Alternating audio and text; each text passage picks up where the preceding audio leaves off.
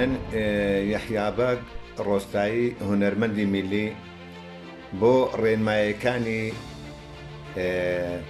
خۆپاراستنی تەندروستی بمانەوێ ڕێنمایەکان جێبەجێ بکەین ئەوە لە ماڵەوە دانیشتین بۆ خۆپاراستن لە ڤایرۆسی کۆرۆنا.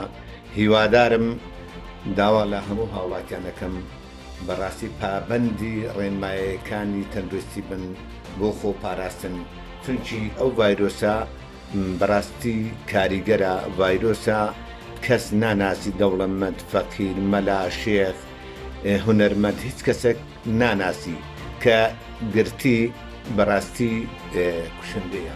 جا بۆی کە بەرەنگاری ڤایرۆسی کۆرۆنا ببینەوە، یعنی خۆپاراستن لە چارەسەر باشترە. داخوازێت خەڵکی خۆی خۆشتەویت گەم هاری کار بن دەرنەکەون ماڵێت خۆ دوین ڕێنمایەن تەندروستی هەرن دا ژیانێکا ساخلەم تێپەڕینن و ڤایرۆسا کۆرۆنا ئێشێکا کوشندەیە. هیویدارم خەڵکی مێ خۆشتەوی ئەگەر کارێکی پێویست نەبی نەهێ دەرێ خۆپاراستن باشترە چارەسەرکردنێ. من سەروان محەممەد عەلی ناسراوم بە سەروان هەرکی پێشمەرگە و ئەندامی پەرلەمانی کوردستان.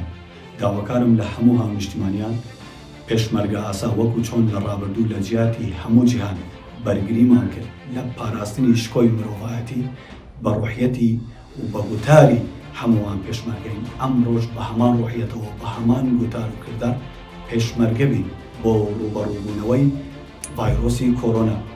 دڵنیام لە خەمخۆری و کارچەڵاکی حکوومەتی هەرێمی کوردستان خۆمان و ماڵ و منداڵ و کەس و کار و تەواوی هاونیشتیمانیان دەپارێزین و دەرگای ماڵەکانمان لەسەر بڵاوبوونەوە و تەشەنەکردن و گەشەکردنی ڤایرۆسی کۆرۆنادا دەخەین. بەڵێ بۆ جێبەجێکردنی ڕێنماییەکانی وەزارەتی تەندروستی